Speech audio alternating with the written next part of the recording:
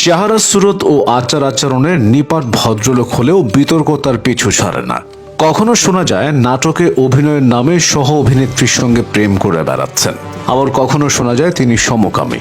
বলছিলাম পরাণ খ্যাত অভিনেতা ইয়াশ রোহানের কথা। কেবল হিন্দু হওয়ায় সোশ্যাল মিডিয়ায় এই মানুষটা বারবার শিকার হচ্ছেন সাম্প্রদায়িক হামলার। অথচ কথা ছিল মানুষ বলতে মানুষ শুধু মানুষকে বুঝবে। 1990 সালের 22শে ডিসেম্বর জন্মগ্রহণ করেন ইয়াশ রোহান। তার বাবা নরেশ ভূঁইয়া এবং মা শিল্পী সরকার অপু দুজনই নাট্যাঙ্গনে বেশ পরিচিত মুখ। তারকা দম্পতির 2 সন্তানের মধ্যে অভিনেতা ছোট। শিল্পীর ঘরে জন্মালেও অভিনয়ের প্রতি টান ছিল না ইয়াশের। খুব ছোটবেলাতেই তার মাথায় ঢুকেছিল বিজ্ঞানের ভূত। হতে চেয়েছিলেন পদার্থবিদ, পড়াশোনা করেছেন কম্পিউটার সায়েন্স অ্যান্ড ইঞ্জিনিয়ারিং এ, এমনকি একটা সময় করতেন শিক্ষকতাও। ব্যক্তিগত জীবনে বেশ নরম মানুষ ইয়াশ রোহান। ছোটবেলায় তার সামনে কেউ কান্না করলেই গলে যেতেন, আর এ কারণে মা তাকে ডাকতেন বাংলা সাবান বলে। সুদর্শন এই যুবকের মধ্যে অভিনেতা হবার সম্ভাবনা দেখেছিলেন নির্মাতা গিয়াসউদ্দিন সেলিম। সুযোগ করে দিয়েছিলেন স্বপ্নজল সিনেমায়, যেখানে পরিমণির সঙ্গে জুটি বেঁধে সাবলীল অভিনয় করে তিনি প্রশংসিত হন ব্যাপক। শক্ত করে নেন পায়ের নিচের মাটি।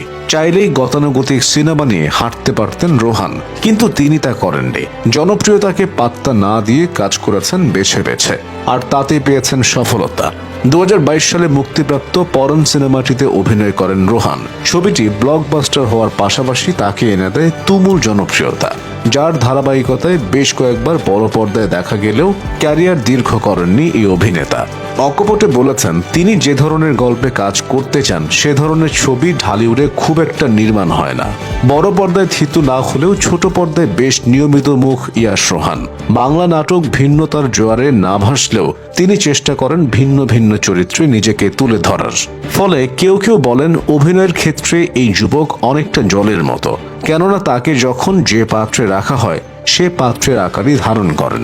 পর্দায় কখনো তাকে দেখা যায় পরোপকারী তরুণ হিসেবে, তো কখনো ধরা দেন সহায় সম্বলহীন ছন্ন ছাড়া যুবক হিসেবে, যা কিনা চুম্বকের মতো কাছে টানেন দর্শককে। ওটিটিতে ইয়াশ রোহান নজর কাড়েন মিজানুর রহমান আরিয়ানের নেটওয়ার্কের বাইরে ওয়েব ফিল্মটি দিয়ে। এরপর যতবার ওয়েব কন্টেন্টে এসেছেন ততবারই নিজেকে ঢেলে দিয়েছেন। তার অভিনয় বারবার মুগ্ধ করেছে দর্শককে, যার প্রমাণ বুকের মধ্যে আগুন এবং ফরগেট মি নট নামের ওয়েব কন্টেন্টগুলো। দেখতে নিপাট ভদ্রলোক এই অভিনেতার এমন কোনো মন্তব্য বা আচরণ নেই যা বিতর্কের জন্ম দিতে পারে। অথচ এত নরম মানুষ হবার পরেও বিতর্ক ও গুঞ্জন তার পিছু ছাড়ে না। ছোট পর্দায় ইয়াশের সঙ্গে বেশি দেখা যায় জনপ্রিয় অভিনেত্রী তটিনীকে। ক্যামেরায় দুজনের রসায়ন দর্শকও লুফে নেন মুড়ি মুরকির মতো। তবে নিন্দুকেরা খুঁজে বেড়ান অন্য কিছু। গুঞ্জন উঠেছিল পর্দার আড়ালে ডুবে ডুবে জল খাচ্ছেন 2 তারকা। তবে সে গুঞ্জন উড়িয়ে দিয়েছেন ইয়াশ, জানিয়েছেন দুজনের মধ্যে ভালো বন্ধুত্ব ছাড়া আর কিছুই নেই।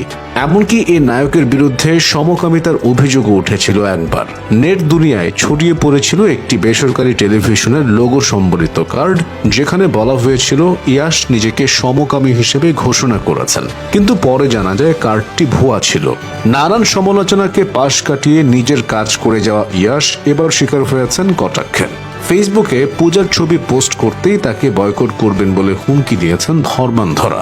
তবে খারাপের সাথে খারাপ হননি এই অভিনেতা। কটাক্ষকারীদের মন্তব্যের জবাব দিয়েছেন খুব বুদ্ধিদীপ্তভাবে। পাশাপাশি একাধিক শিল্পীকেও পাশে পেয়েছেন।